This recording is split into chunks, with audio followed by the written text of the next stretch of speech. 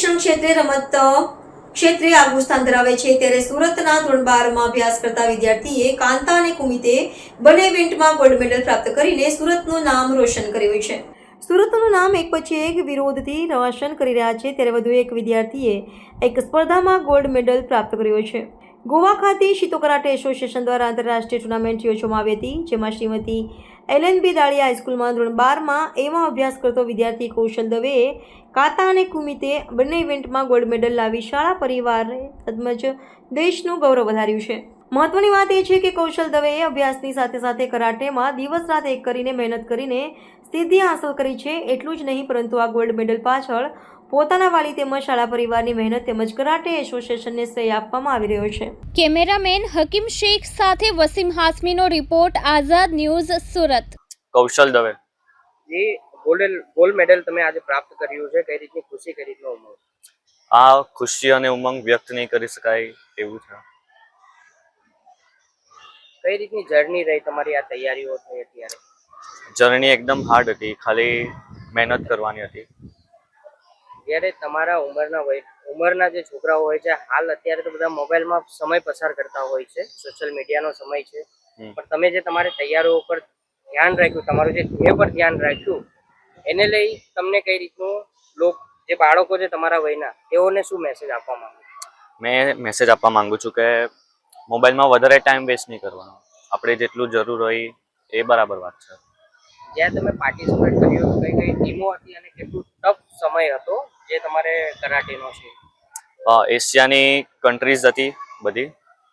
ટીમો બહુ જ ટફ હતી, ચેલેન્જીસ પણ બહુ બધા હતા, બટ મારા કોચે મને ગાઈડન્સ આપેલી એ મેં ફોલો કરેલું. કેટલો સમયથી તમારી તૈયારી ચાલતી હતી? મેં ઇન્ટરનેશનલ લેવલ માટે 5 વર્ષથી તૈયારી ચાલુ હતી મારી. હાલ જ્યારે ગોલ્ડ મેડલ મળી ચૂક્યો છે, તો આવનારા સમયમાં કઈ રીતની તૈયારીઓ રહેશે તમારી? એવી જ જે મેં પહેલા કરતો હતો. મેં પહેલેથી જ હાર્ડવર્ક કરું છું. મારો બાળક 5 વર્ષનો તો ત્યારથી જ મહેનત કરે છે. 5 વર્ષનો તો ત્યારથી કરાટે ક્લાસમાં મેં એને મૂકેલો છે અને બહુ જ ખુશી છે, એવી ખુશી છે કે વ્યક્ત નથી કરી શકાતી. એટલે આજે ફાઇનલી ઇન્ડિયા લેવલમાં, મતલબ ઇન્ડિયાને રિપ્રેઝન્ટ કરેલું છે, એટલે ગોલ્ડ મેડલ ઇન્ડિયા માટે લાવવો બહુ જ સારી વાત છે, ગર્વની વાત છે. મને ગર્વ છે મારા બાળક ઉપર કે કાટા અને કુમિટીમાં ગોલ્ડ મેડલ લાવેલો છે. કેવી રીતના સેલિબ્રેશન કરવામાં? સેલિબ્રેશન તો લાસ્ટ 3 દિવસથી અમે કરીએ છીએ, હજી બી સેલિબ્રેશન 3-4 દિવસ ચાલવાનું છે. ખુશી તો વ્યક્ત નહીં થઈ શકે એટલી છે. ફાઇનલી આજે હું નેશનલ નહીં, ઇન્ટરનેશનલ લેવલના ચેમ્પિયનની મમ્મી તરીકે હું મારું પોતાનું હવે આજે કંઈક ઓળખ ઊભી થઈ છે કે કોઈ પૂછશે એટલે હું બિંદાસ કહી શકીશ કે હા, મારો છોકરો ઇન્ટરનેશનલ લેવલનો ચેમ્પિયન છે, ગોલ્ડ મેડાલિસ્ટની હું મમ્મી છું. સર, મારો બાળક પાછળના જેટલા વર્ષથી વાત કરું તો મારો બાળક બહારનું કંઈ ખાતો નથી, ખાવા બાબતમાં એટલું ધ્યાન આપે છે. કોચ સરનો ફોન આવે, અધરવાઇઝ એને અગર ખાવું બી હોય છે તો અમે લોકો 2-4 મહિને એકવાર એને જંક ફૂડ, એકવાર એને લોટરી લાગી હોય ને એ રીતે અમે એને એક દિવસ એક ટાઈમ આપીએ છીએ, એક ટાઈમ જ આપીએ છીએ કે બેટા આ ટાઈમ પર તું જંક ફૂડ ખાઈ શકે છે. અધરવાઇઝ ઘરનું જ જમવાનું.